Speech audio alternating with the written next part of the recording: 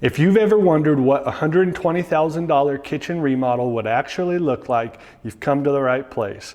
I'm going to walk you through line item by line item a proposal that I just put together and sold here in Bend, Oregon in 2026. We're going to go through all the categories, all the lines, and show what those costs are, where your money really goes, so that you have a great understanding of what that $120,000 kitchen remodel really looks and feels like.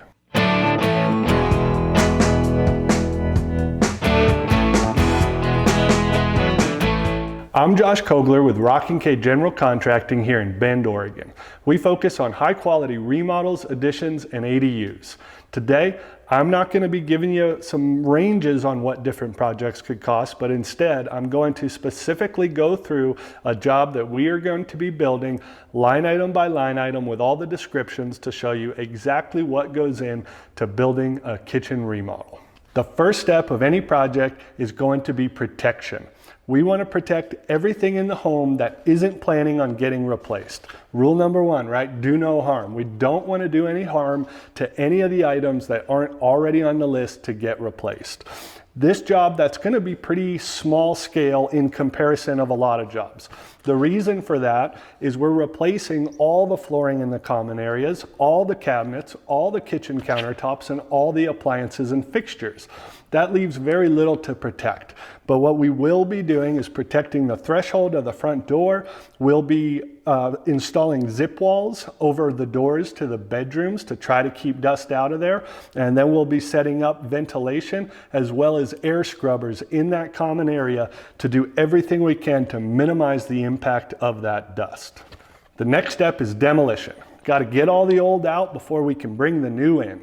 On this job, that's going to be removing and labeling all the baseboards, removing all the flooring, all the tack strips, all the staples. Basically, the way we view demolition for something like flooring is when we're done, that means it's 100% ready to lay the new flooring down. We're then going to move on to the cabinets, the countertops, get those all removed, all the fixtures and appliances as well. If you're working with us and you want to save any of those items, you're more than welcome to. If you don't want to save anything, we take everything and donate it to Habitat for Humanity, so it doesn't change the price one way or the other. In this case, it's a pretty heavy demolition size scope, and so our cost on that, $7,225. You'll kind of notice with a lot of our jobs that the protection and the demolition are a little bit of opposing forces. If we're demoing a lot of stuff, that's going to bring down our protection costs, whereas if we aren't demoing very much, then we're going to have higher protection costs. So it all varies based on the job, but this is just one we're given an example of. So on a normal job or a new build, once you got done with that, you'd be moving on to framing. In this case, there's no framing to be done, to be added. There's only framing to be removed, which is covered under demolition. So once we get through framing, we move on to what we call our MEP phase. That's mechanical, electrical, and plumbing. On this particular job, we're only going to have plumbing and electrical. There's no HVAC or any of that type of thing going on this job. You'll notice here that these are marked as bid. What that means is I'm going to get bids from my trusted subcontractors to come out and do those steps. We're not licensed to plumb, we're not licensed to do electrical. And so I'm going to go to my plumber and my electrician and have them come out once we get started and perform that work.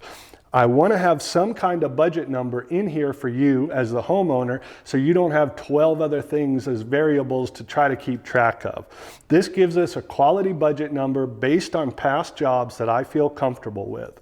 Once we get the actual invoice from those subcontractors, we reconcile back to this budget number dollar for dollar. If the plumbers come out, they do this, install this gas line to the range on the back porch for $1,500, $500 comes off the total price. It's one-to-one reconciliation. Same with electrical. In this case, they'll be running power for a new range as well as a double stack wall oven. They'll be doing that, sending the invoice, I'll pay it. Homeowners will get a copy of that along with that bid package to show exactly what we paid, what the original budget number, and then the reconciliation. So now that we've got our MEP, our mechanical, electrical, plumbing wrapped up, those are all the things that go inside the wall. So now we're ready for insulation if that was necessary. On this job, none of that's happening in an exterior wall, and so we're going to move right on to drywall. In this case, we're not hanging a bunch on new walls, but there is a lot of little patchwork. And anyone who's done drywall knows it's the patching into existing that's the most challenging and the most time consuming. You want to make sure, you want to hire companies like us that are going to make sure that that wall, you don't look down and go, oh, there was a patch there, there, and there. You want it to just blend right in with everything existing and have no idea that it ever happened. So in this case, we're going to patch all the voids that were created by demolition of the cabinets. Where we took a wall down, we're going to need to patch that in on both the walls as well as the ceiling. And then there's kind of an interesting's a nice way to say it, but a pretty strange looking recessed area that the new homeowners that purchased this home were not big fan of. I completely understand why. And so we're going to be patching that in for them as well. Once we have all the patching done, we'll move on to priming and painting. We'll mask off and protect all the windows, doors, and trim in the common areas, and then we spray 2 coats. We like Sherwin-Williams paint. Everyone's got their favorite, that's ours. And then we will remove all of that masking off the windows. We don't want to leave that up for the duration of the job. That's why it's not part of protection. It'll leave weird residues and things like that. So we want to put it up, get the painting done, and then get that tape back pulled off of everything. In this case, our drywall comes in at $2,422.50, and our painting is $5,950. That's all the walls, all the ceilings of a common area. Now that we've got all the painting done, the walls put back together, we're ready to move on to flooring throughout the common areas of this home. In this particular case, that's about 1,400 square feet, and the customers have elected to install LVP. LVP stands for luxury vinyl plank, and it's not your grandma's laminate. This is a much better product. They've come a long ways, and they're getting really, really popular for a lot of homes to install the LVP. That's what we'll be doing in this home. You'll notice that there's 2 line items that both say flooring. One is marked allowance. The one marked allowance is the material cost of just the flooring. That's the thing that the customer needs to select. So as I'm doing this proposal, I don't know exactly what flooring they're going to select. I'm not going to make my customers go out and pick every single finishing before they even know what the total cost could look like. It's way too many decisions to make way too early in the process. So again, I want to make sure we've got a budget number there, something that they know this is what was allocated for before the job started. You'll see that installing throughout the entryway, utility room, kitchen, dining room, living room, and then abutting into the carpet at all the bedrooms is a total of $9,660. And then we will work together to select and purchase the 1,400 square feet of the flooring. I figured that at $5 a square foot. You take 5, multiply it by the 1,400 square feet, and that brings us to our $7,000 allowance. Now, if these customers go out and they find LVP they love for $4, we're going to take that $1,400 off the price. Again, just like our bids, all our allowances are reconciled one-to-one. You as the homeowner get a copy of that receipt, so you know exactly what I paid at my pricing, and it's one-to-one. And now we're getting to some of the really fun parts, right? The kitchen cabinets, the countertops, the appliances, the fixtures, sinks, faucets, that kind of thing. That's where it gets exciting, sometimes stressful for some folks. Most folks really enjoy picking out those finishings.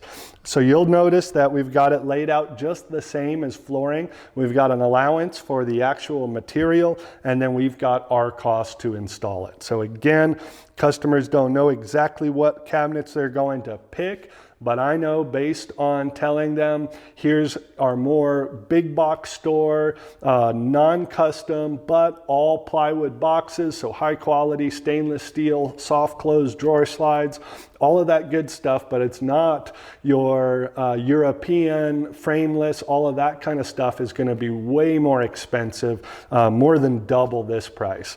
But for this, they were good with those all plywood, and so I set an allowance of $18,000. We are going to install all those cabinets for $3,910. For kitchen countertops, for the most part, this is a pretty good cheat code for you guys. If you're trying to price your own project, we typically price things at $5,000 per slab. So a slab is 5 feet tall by 10 feet wide. So in this case, I thought it was going to take us 3 slabs in order to cover everything. And so that brings us to our allowance of $15,000. Appliances and fixtures. These are all listed out here, but we've got the double stack wall oven, the range top, the downdraft, the microwave, dishwasher, sink, faucet, and disposer, and we've got an allowance there of $15,000. That's going to be a pretty mid-line, so that's not going to get you a Viking or Wolf or any commercial type stuff, but it's also not going to be the cheapest thing you can possibly get from a big box store if you want to go that route. And then again, below that, we have the installation of those appliances coming to $3,315. The final step is going to be to reinstall the baseboards all throughout the common areas. Once we install them, we need to caulk them into place. We need to putty all the nail holes, sand them, prep them, and then we're going to apply 2 coats. Again, we're going to use Sherwin-Williams, but in this case, we're going to use the Pro Classic. That's an enamel paint that has a high gloss finish. It's really durable, and it can be wiped off much easier than the type of product we would use on your walls or ceilings. In this case, for all of that baseboard work, we came to a total of $5,338. So the last section you'll see on this proposal is our overhead section. And so that is going to be for, number 1, the contractor fee. So the contractor fee is the fee that we charge to manage the job, to get all those fixtures picked out and ordered, to go and get the designs made, the 3D renderings of all the cabinets, to get the countertops selected, coordinate with the fabricators to have the slabs ordered and shipped to their shop, to have them fabricate and then transported and installed on the job. It's all that overhead, what it takes to manage the job. So with some contractors, you'll have a fixed fee based on a percentage. So if the job cost $100,000, they have a 30% fee. Their fee is $30,000. For me, I don't like that because I think that gives bad incentives for the homeowner and the contractor. I want to be able to give the homeowner advice on what products to use without it affecting my income. I hope that makes sense, but essentially, I don't want the homeowners thinking I'm trying to push for a better product just to make more money. I want to make sure that me and the homeowner both know it has no impact on my income, and that way I can be trusted to be 100% honest and upfront with what products I would recommend, what things I would steer away from to try to avoid issues. On this particular job, based on the duration it's going to take, based on the overhead that I think it will need from my company, our fee is $19,951. And then the final overhead fee is pretty light on this job. All we really need is a porta potty on site. Some people will opt to save that $660. For your marriage sake, I would say pay for the porta potty and don't have a whole bunch of people using a bathroom in your house that you're responsible for cleaning. So we're going to get that ordered up. We're going to have it serviced weekly, and we're going to have it out front for the duration of the job. On a previous video I made, I gave price ranges for our 6 most popular projects here in Bend and the different tiers. So in this case, this is a kitchen remodel at our Goldilocks tier.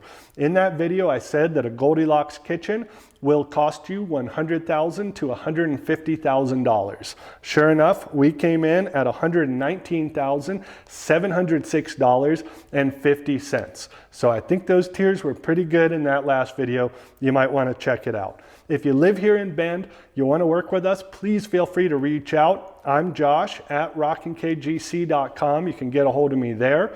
You can also feel free to leave questions in the comment section down below. Even if you don't live in Bend, but you'd love to get a real idea of what a project you're thinking about might cost you, leave it down below. I'd be happy to go through that and try to get you some at least rough numbers that it would cost in my area. You can compare median home prices between Bend and where you live and do that math on the price I give, and it should be a pretty good ballpark for you to know if it's something worth pursuing. If you've got any other questions, please feel free to leave them. Feel free to subscribe, follow along to get more of this content, and we're going to stay here and try to give you guys as much great information as we possibly can.